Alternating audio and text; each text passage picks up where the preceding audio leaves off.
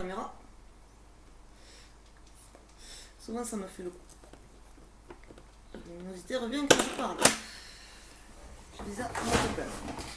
Ça, c'est les esprits frappeurs. C'est mon gros cul sur le canapé. Bon, alors, voici un moyen de distinguer les bons des mauvais esprits. Ici, nous faisons encore que traduire les grands rituels de secrets oubliés. Le don de discerner si, dans une circonstance particulière, on a affaire à un bon ou un mauvais esprit, ce n'est pas un don commun, mais une grâce, un signe est rare. Il est impossible de nier qu'avec la permission de Dieu, les âmes des défunts puissent revenir, se manifester et entrer en communication avec nous. Et en effet, elles reviennent et dans le temps futur, ce sera une chose quasi commune. Ça fait du retour des saintes âmes. Ce fait du retour des saintes âmes n'est pas douteux, car nous avons le témoignage de la Sainte Écriture. Samuel est apparu à Saul. Saul, c'était Paul au début, l'apôtre, je crois. Saint Grégoire, dans ce dialogue, en donne des preuves nombreuses. Il en est de même des anges dont la Sainte Écriture relate les fréquentes apparitions. Mais si les bons viennent, bien plus encore les mauvais pour notre épreuve ou notre châtiment. Et comme ils sont malins et rusés, il est de toute nécessité de distinguer et de connaître leur fraude, car souvent ils se prennent l'apparence des bons pour mieux nous tromper. Mais ceux-là, seuls sont trompés qui veulent être trompés, car les bons esprits, sachant les dangers que les mauvais peuvent nous faire courir, ne s'offensent jamais des précautions minutieuses que nous devons prendre en pareille occurrence. Ouh, c'est du vieux français. Les mauvais reviennent plus parce que les cercles de l'enfer remontent plus sur Terre, tandis que sur Terre jusqu'à l'ithosphère, il y a l'Elohim, et après on perd le plan causal, on perd la conscience, on voit ses anciennes vies, quand on monte au ciel, donc comme ça m'est arrivé, on perd la conscience, notre seule conscience, et on se confond avec toutes les voies, et on devient nous-mêmes Dieu. Donc ceux qui insultent Dieu, en fait, s'insultent à eux-mêmes s'ils vont au ciel. C'est très très drôle. Et après, s'il y en a plus sur Terre, c'est parce qu'on est plus près de ceux qui sont enfermés dans le sol, qu'il faut que les anges descendent par une prière ou par un exorcisme, ou parce que quelqu'un a des très bonnes pensées tout le temps, que ce soit les anges du ciel qui descendent plus. Les anges du ciel, il y a des morts dessus, ceux qui sont exorcisés, et les anges d'en bas, il y a des morts dessus. C'est comme ça que les magiciens vaudous enferment des esprits en enfer pour permettre aux entités d'en bas de passer. Donc sur Terre, on aura plus tendance à voir ces énergies noires stagnantes, un peu comme une route de loin sous la chaleur, ça fait un peu comme ça, comme un barbecue au-dessus de barbecue. Voilà, ça c'est les âmes de ceux qui sont enfermés. Et bien souvent, s'ils nous font du mal, c'est que, moi je les entends parler, ils n'ont même pas conscience d'être dans notre monde. On leur met des petits portails à franchir avec à chaque fois quelque chose à comprendre. S'ils ne le comprennent pas, c'est la même phrase qui recommence. C'est la même phrase qui recommence. C'est la même... Imaginez, ça peut être très fatigant qu'on ne dort pas, on ne mange pas et que ça fait des années qu'on est mort et épuisant. Donc ils trouvent encore moins la solution à leurs problèmes si personne ne vient les aider. Et après, il faut que quelqu'un puisse les aider et qu'ils soient entendus de cette personne. C'est là où la parole de Jésus, elle est très très forte, parce que la parole de Jésus, j'ai l'impression qu'il s'entend à travers les portails. Et tous l'entendent. Alors, tout d'abord, une apparition insolite ou communication quelconque doit nous paraître suspecte en principe, et si elle engendre le trouble, si elle produit des bruits plus ou moins effrayants, nous croyons qu'il est prudent de se mettre en garde. C'est un chaman qui est mort.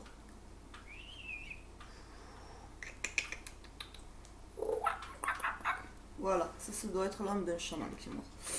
Comme s'il s'agissait d'un démon, à moins que par d'autres preuves certaines, on en puisse se juger autrement. Moi, je veux vous dire, s'ils sont en groupe, à mon principe, ils ont déjà été ramassés par les démons et les sorciers. Et donc, quelqu'un qui évitera la lumière pour protéger ses enfants.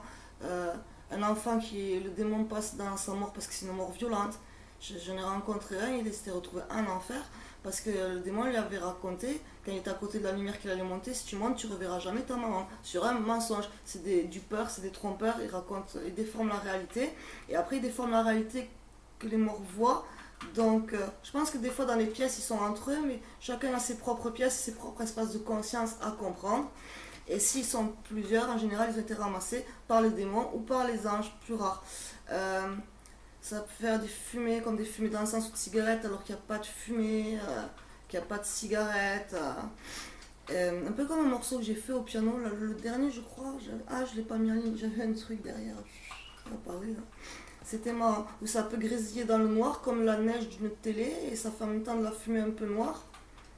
comme dans l'irréel, incroyable témoignage sur Netflix de Clarence. Voilà, moi les entités, souvent je les vois comme ça. Regardez l'irréel, incroyable témoignage sur Netflix, l'histoire de Clarence. Et c'est vachement bien dessiné. Alors malheureusement, nous n'avons pas ici la place pour citer ce que dit saint Antonin dans la vie de saint Atharas sur le discernement des mauvais esprits, au chapitre 18. Et il commence ainsi. Maintenant, je vais vous découvrir toutes les roueries des démons. Ah, le mec, c'est un pro démon, apparemment. Nous nous contenterons de donner quelques règles positives et suffisantes pour les personnes de bonne foi qui ne laissent pas entraîner à une curiosité vaine et ont bien raison de reculer, quand elles voient un trou sombre. Voici les marques indubitables de la présence d'un esprit mauvais ou d'une âme perverse. À savoir que les anges d'en bas comme les anges d'en haut passent par les pensées et les mots des gens. Donc ils peuvent s'accrocher aux gens négatifs qui pensent, qui râlent tout le temps et qui envoient que ça comme énergie aux autres, ceux d'en bas. Et ils n'ont pas forcément besoin de plus que la tentation et de plus de morts, quoi. Un démon il peut passer même en n'ayant aucun mort juste par un vivant. Ce ne sera pas plus qu'une tentation dans la tête pour commencer en attendant qu'il commence à en ramasser. Jusqu'à ce qu'il tombe sur un chaman ou un ange qui enlève tout. Voilà, mais l'ange à mon avis il passe aussi par les vivants. Alors, s'il prend la fuite en présence ou en usant de choses saintes, par exemple du signe de la croix, de l'eau bénite, du nom de Jésus, de Marie ou d'un saint quelconque, de sainte relique, d'un Agnus Dei, d'un cierge béni, d'une étoile sacerdotale ou autre chose similaire dont l'Église a coutume d'user contre les ruses démoniaques, de même s'il s'en moque ou en détourne. Alors s'il prend fuite ou se détourne des croix.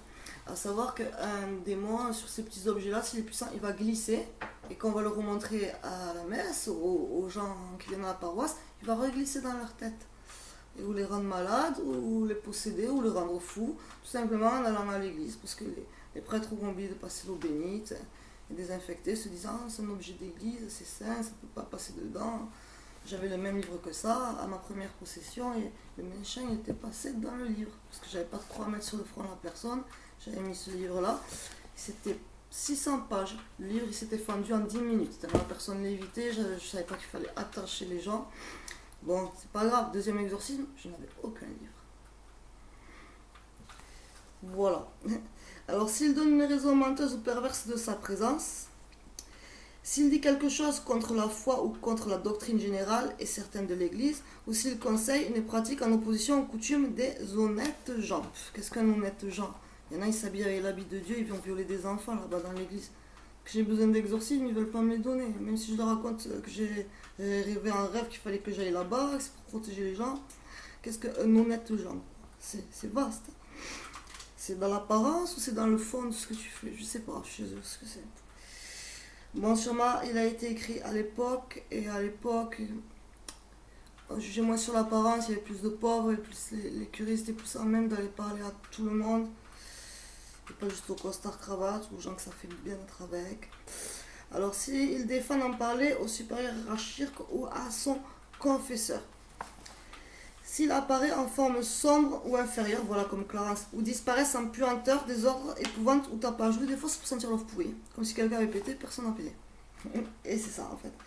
Si quand une première fois a été fourni l'aide de demander à lui ou pour lui-même, il revient de nouveau pour des causes futiles. Car il est certain que les esprits, quand leur but de visite est rempli, ne reviennent plus, si ce n'est pour remercier, dans le cas d'un service rendu.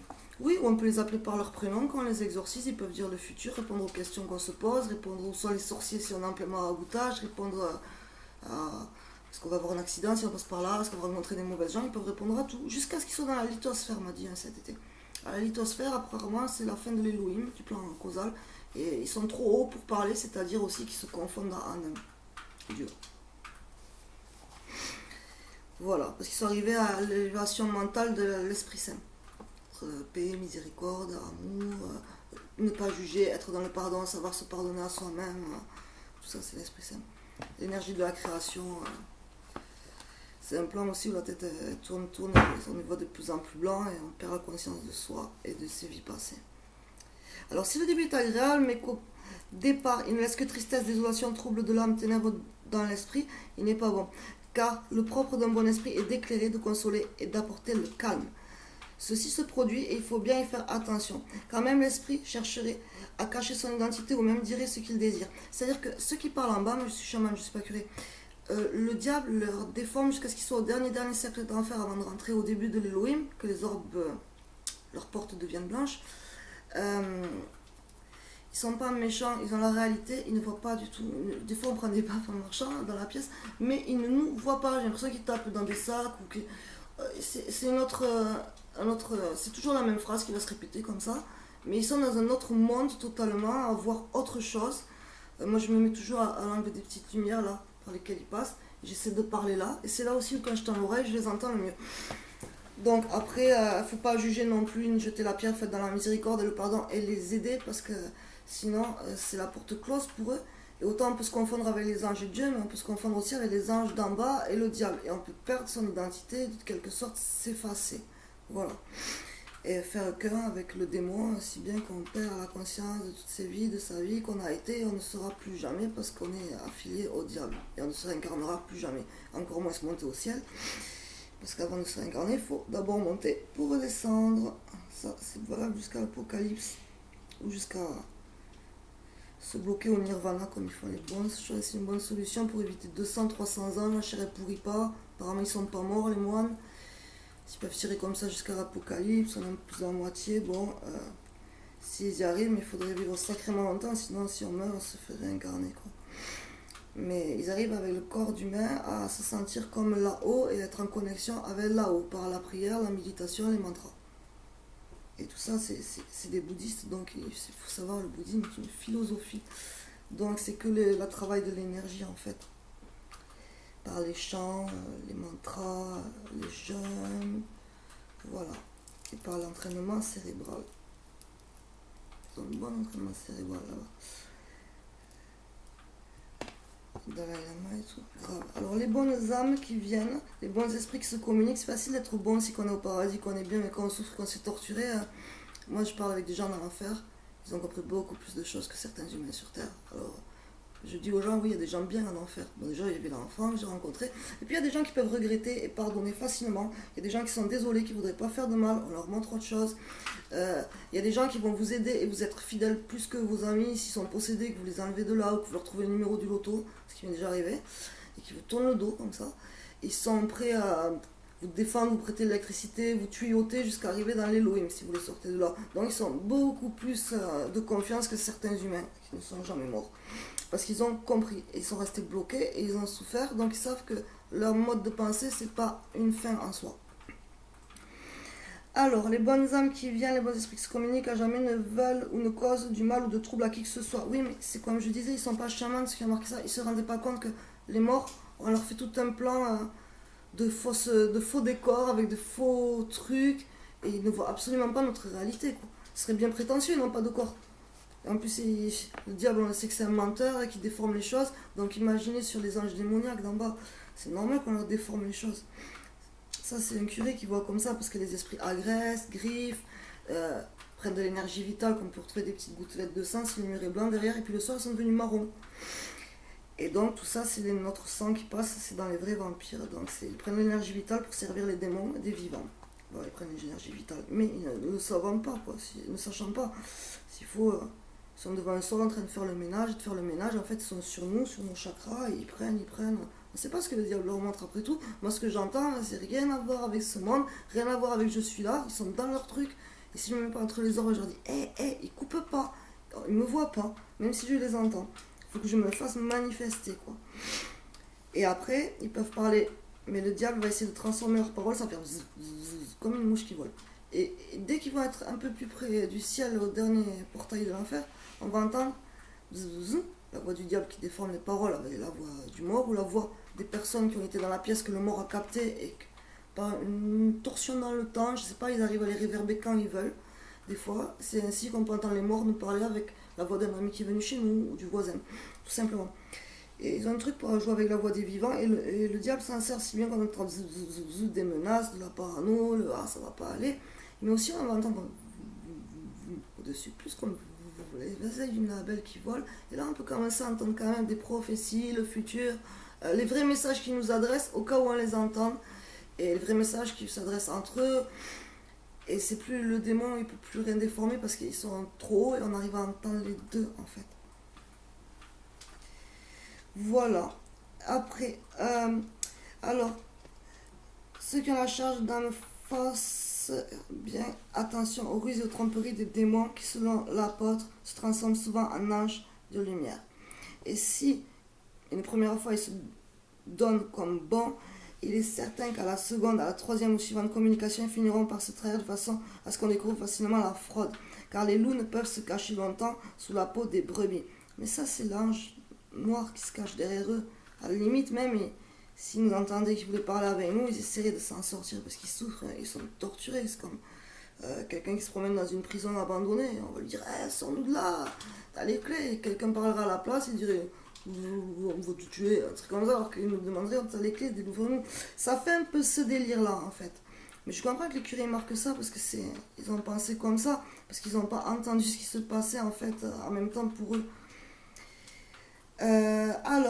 Suivant la communication, finalement, on va se trahir de façon à ce qu'on découvre facilement la fraude, car les loups ne peuvent se cacher longtemps sur la peau de brebis. En fait, ils vont essayer de vous tuer ou de vous rendre parano ou de vous posséder en vous touchant. C'est pour ça le signe que j'ai mis pour visiter les maisons, fermer des trucs paranormaux, visiter les maisons hantées. Ça peut être très valable de le porter sur soi en exorcisme, car il y a toujours un possédé en exorcisme et des esprits morts possédés aussi, en fait. Voilà. Et tout ça passera par... Ça donne la puissance au démon d'avoir beaucoup de morts avant qu'il passe dans la tête d'un vivant ou dans son corps. Même s'il est dans le corps d'un vivant, il a toujours tous les morts à côté des esprits frappeurs.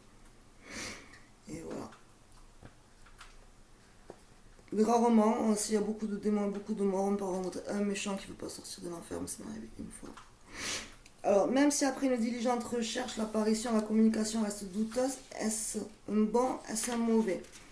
Alors, ayant au secours les remèdes fournis par l'Église, par de faire boire de l'eau bénite, ça à quelqu'un de possédé, c'est-à-dire aux exorcismes.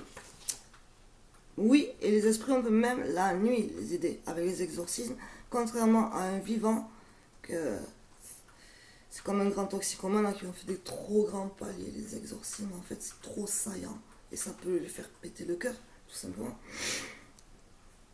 Sans compter ce qu'ils font boire de l'eau, que ça fait un peu comme la chaux, quoi, l'eau bénite au sel en plus. S'il n'était pas fou avant d'être possédé, il finira fou, le mec. De toute façon, il a bu de l'eau salée, quoi.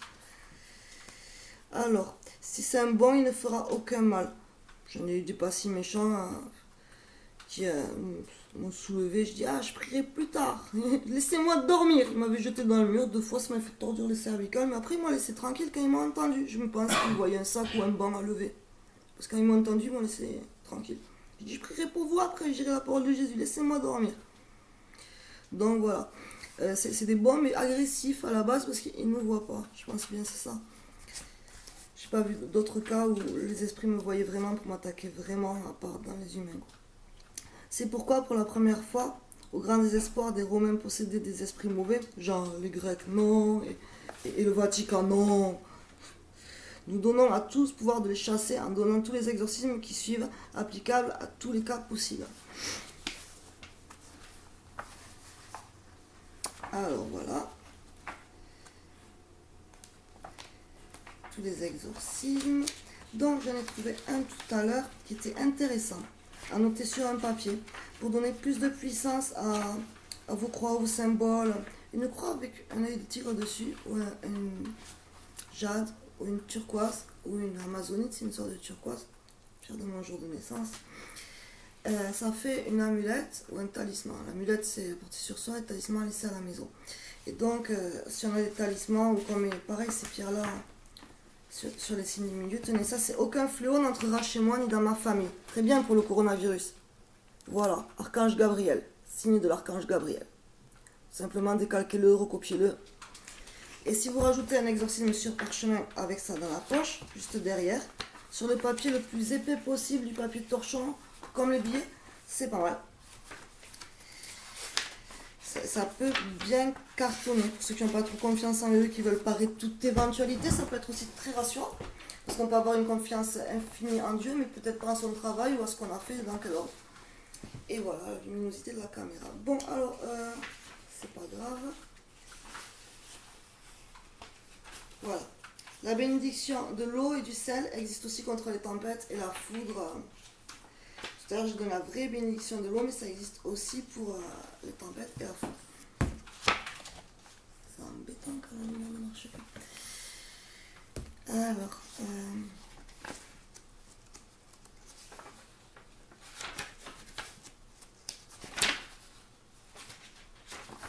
c'est long contre le mieux des tempes. Ah non, c'était ça, d'accord, que je te donne la main là. Hop.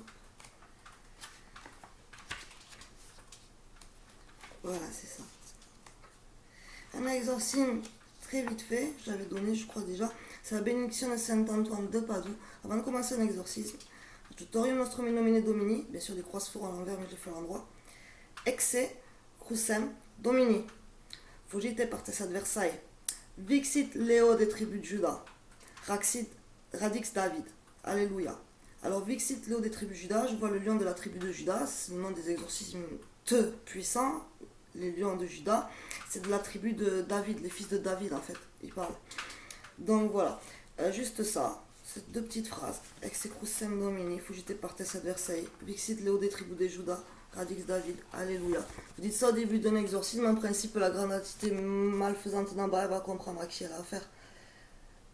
Se dire bon mais c'est pas une nouille, je l'aurais pas comme ça, utilisant des vieux mots communs au mot de Jésus et au mot de tous les fils d'Adam, Abraham, hein, tous les 14 générations ils sont revenus, tous les prophètes, c'est trop puissant ça. Voilà, prière sur parchemin, la prière sur parchemin.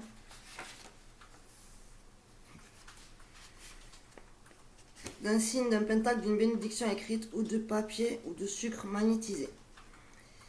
Voilà, alors on commence par Adjutorium nostrum in nomine Domini, une croix. Je te conjure, papier ou signe ou pentacle ou sucre, par ces saintes lettres, INRI, ce qui veut dire aussi NSJC, Jésus-Christ de Nazareth, INRI. Souvent c'est marqué sous les croix où Jésus est crucifié, représenté crucifié, qui signifie Jésus Nazaréen, roi des Juifs, titre triomphal de notre Sauveur et Seigneur Jésus-Christ. Par tous les noms sacrés qui s'appliquent au Créateur de toutes les choses créées, au nom de celui qui a puissance de faire et de donner à toi, objet consacré, une vertu telle, virgule, que tout ce qui se trouve écrit sur toi ou sur toi représenté est comblé de bénédictions et pour effet de conduire sûrement à la vie éternelle.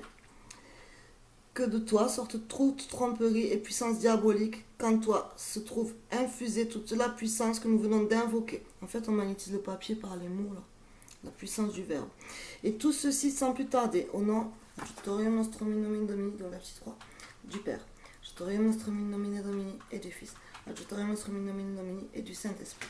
Ainsi soit-il. Voilà. Et après, si vous avez une paroisse où vous allez demander au prêtre de le consacrer par une messe, la messe du dimanche, qu'ils le mettent sur l'autel pendant qu'ils disent la messe, tu dis pourquoi c'est fait. Tu dis que c'est une protection d'exorciste. Après, dites que c'est un papier que votre grand-mère vous a filé ou c'est un truc de famille, parce qu'ils n'aiment pas trop ce livre qui a été interdit après Marie-Antoinette et Louis XVI. C'est dommage, c'est des prières très très efficaces. Peut-être qu'ils voulaient toucher plus de gens en arrêtant de prier en latin. Mais le livre existe aussi en français. Et les gens de cette église se sont fait brûler jusqu'en 1912, à part peut-être l'abbé Julot. Voilà. Donc, les prêtres normands n'ont pas ces exorcismes-là. Ils ont des petits exorcismes en français, alors que les vieilles âmes comprennent le cananéen, voire le latin, c'est assez vieux. Et c'est dommage parce que les exorcismes pour tout, c'est bien d'avoir quelqu'un quand on a un cancer des poumons, un prêtre qui vous apporte un exorcisme pour les poumons ou pour les dents, quand vous avez peur d'aller au dentiste. Alors, l'exorcisme pour les dents, je vais le donner, mais il est un peu vicieux parce qu'après on n'a plus envie d'aller au dentiste, du coup on n'a plus mal. Et je connais cet enfer. Donc voilà, je ne sais pas si je vais faire du bien aux gens, mais si quelqu'un me le demande, je le mettrai pour le coronavirus pendant qu'on est confiné et que c'est galère. Mais après, c'est trop la facilité après. Mais bon, sachez que les dents ne se régénèrent pas avec les exorcismes. Et après, c'est ciao la douleur, mais si vous laissez ça comme ça, c'est ciao la dent. Tout simplement. Et voilà. Donc après, j'en étais à la bénédiction d'un oratoire. 15 minutes.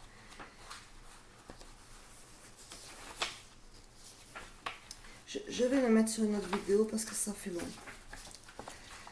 Voilà, je vais arrêter là. Est-ce qu'il n'y a pas un petit truc à redonner en plus aux gens? Non, le signe de l'archange Gabriel. Ah, le signe du nain de Jéhovah.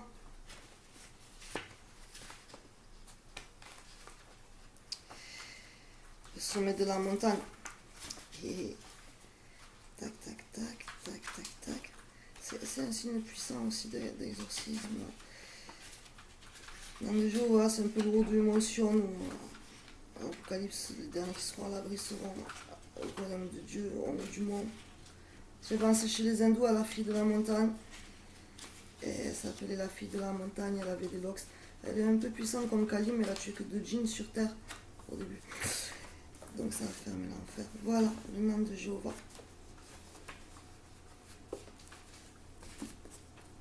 C'est là. Oui, je ne me trompe pas, c'est ça là. Voilà le pentacle du nom de Jéhovah. Si vous voulez décalquer ou imprimer, c'est une montagne avec une petite rivière devant, un petit chemin. Et voilà. Et donc,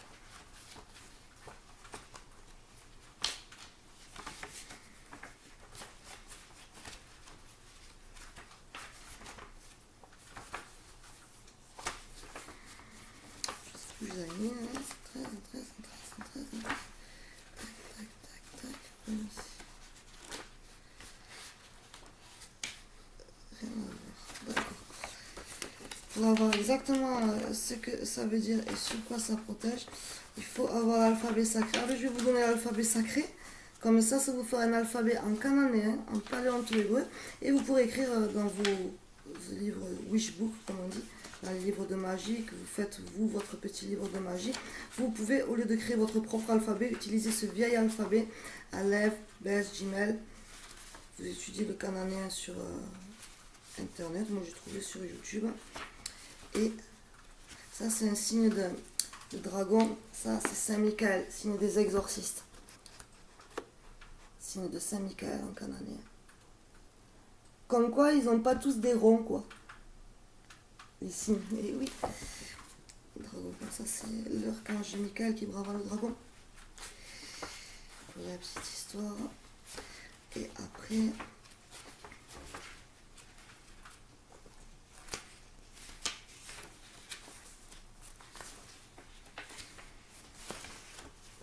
mon alphabet sacré.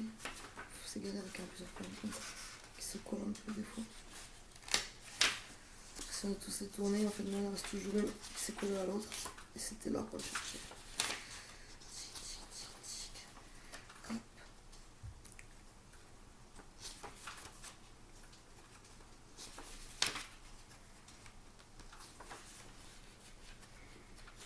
Je les ai vus. Ah, voilà.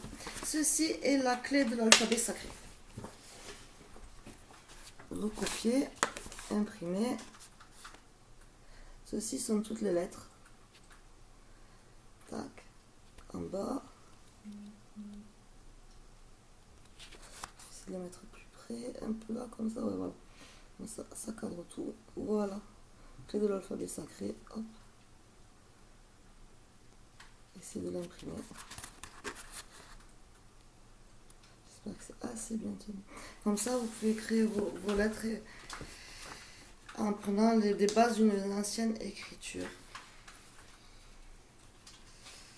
Voilà. Après, il y a des cours de cananéen, comme je dis, sur Internet. Il y en a un que j'aime bien. Ah, mais non, c'est dans un petit bouquin d'exorciste. Je vous montrerai un signe. Oh, c'est facile. Un rond, un triangle, 3 croix à l'intérieur du triangle. Signe de l'Esprit Saint. Le signe de la mer, c'est un rond, un triangle, un cœur, le signe de la Vierge Marie, avec une croix au-dessus du cœur. Dans le triangle et le triangle dans le rond. Après, le signe du Fils, c'est un triangle. Hop. Alors voilà, comme ça fait le dessin à l'envers. Voilà, ça fait comme le haut d'un Y, mais avec 2 barres dessus. Comme le haut d'un Y, mais avec 2 petites barres dessus. Et après, ça part comme ça. Ça, c'est le signe du Fils. Et vous faites un triangle autour de ça. Hop. Et une croix en bas, une croix ici. Ce qui va donner à l'envers dans mon ordinateur, une croix ici, une croix là. faire la croix normale comme ça. Ça, c'est le signe du Fils, c'est le signe de Jésus-Christ. C'est dans un petit bouquin, voilà, je les ai un peu étudiés par cœur, puis j'ai distribué les symboles à des gens qui en avaient besoin. C'était sur du papier plus épais que celui-là, du bon papier torchon, plus épais que les billets, du bon vieux papier. Et ça sert vraiment à protéger les gens. C'est bien de connaître le truc de l'Esprit Saint, de la Mère et du Fils. À savoir, je rappelle que Jésus, c'est dans les livres d'exorcisme, tétragrammaton, tétragramma. Tétragramma, c'est Dieu, et tétragrammaton, c'est le diable, c'est l'enfer. Voilà. Bon, je fais sur l'autre vidéo, la vidéo que j'ai promis à mon ami, bénédiction d'un oratoire, car les exorcistes ne tracent pas de cercle sacré, ils ont des petits symboles comme ça, mais ils ne tracent pas de cercle, car de toute façon on n'appelle pas les forces d'en bas et les forces d'en haut de la nature, on appelle que les anges. Pourquoi se protéger des anges? Et le reste, on a des symboles pour se protéger, que le mal ne puisse nous toucher, que l'invisible ne puisse nous toucher. On a d'autres façons de faire en fait qu'avec les cercles. On n'a pas, je crois que des fois il y en a même autour de le pentacle avec les 4 éléments. Il saute un élément quand il sent qu'il y a trop d'énergie dessus. Mais comment faire une possession ou un désenvoûtement quand on appelle aussi de l'énergie d'en bas? Et c'est là que je trouve que ça bute le truc. Et que vraiment, en magie blanche, il n'y a pas plus fort, il n'y a pas plus complet. Même la Kabbale, ils n'ont pas les prières. Pourtant, ils ont les mêmes noms d'intelligence d'Elohim qu'on appelle, tout certains. Mais les prières d'une Kabbale, c'est des trucs comme ça. Et notre prière, nous, les exorcistes, ça va faire 3 pages à côté. C'est beaucoup plus complet et ça appelle plus haut et ça appelle que l'eau. Donc, les gens ils sont là au début, oui, des prières, des exorcismes. Mais j'ai essayé la Kabbale, la haute magie, les 4 éléments aussi avant, de 9 à 14 ans. Mais franchement, il n'y a pas plus puissant que ça. C'est vrai. C'est vrai. Et en plus, tu peux faire les désenvoûtements, les possessions, tout ce qui est intéressant, les maladies. Que, voilà. Après, quand on a un niveau comme ça, il faut se rendre compte que trouver le numéro pour la loterie, il ne faut pas l'utiliser pour soi. Sinon, c'est de la magie noire. Trouver de la douceur ne refera pas venir l'être aimé, mais plutôt vous mettra sur le chemin de celui qui est fait pour vous. Ça dépend aussi comment on utilise les prières avec de la magie infiniment blanche et un esprit infiniment perfide, le truc de l'auto, utilisé pour soi-même. On peut faire de la magie noire avec ce qui est infiniment blanc aussi. C'est toujours qui va l'utiliser derrière et comment qui est important. Et l'âme de la personne aussi. Bon, ben voilà.